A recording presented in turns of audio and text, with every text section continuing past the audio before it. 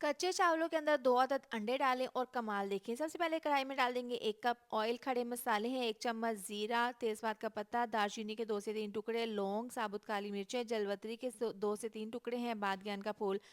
Oil में डाल देंगे, हल्का सा फ्राई करने के बाद इसमें डाल देंगे प्याज मीडियम साइज़ का। गोल्डन कलर आने के बाद इसमें लहसुन अदरक का पेस्ट डालकर इसको मिक्स कर लेंगे। टमाटर डाल देंगे, सब्जियां डाल देंगे, आलू, गाजर और मटर, हल्का सा इनको हमने फ्राई कर लेना है।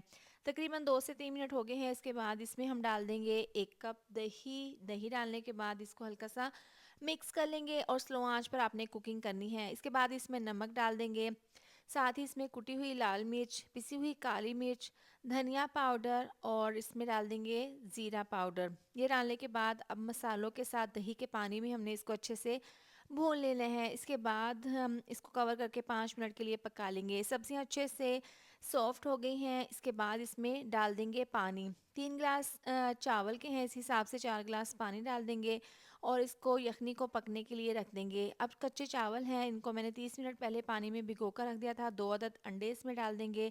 चावलों के लिए यखनी अच्छे से बॉईल हो चुकी है, इसमें चावल डाल देंगे और इसको अच्छे से मिक्स कर लेंगे। जो इसमें हमने अंडे डाले हैं वो भी इसमें अच्छे से पक जाएंगे। देखें, एक तेज़ आंच पर हमने इसको पकाया है, इसमें अभी काफ़ी बबल्स हैं, तो इस एक दफ़ा इसको चम्मच को चलाते हुए दोबारा से इसको पकने के लिए रख देंगे। पानी जैसे ही इसकी यखनी ड्राई होगी, बारीक कटी हुई बंद गोभी, शिमला मिर्च इसके ऊपर डाल देंगे और इसको कवर करके 15 मिनट के लिए दम पर रखेंगे। बहुत ही खिले खिले चावलों का बहुत ही मज़ेदार सा चाइनीज़ वेजिटेबल पुलाव बनकर तैयार है।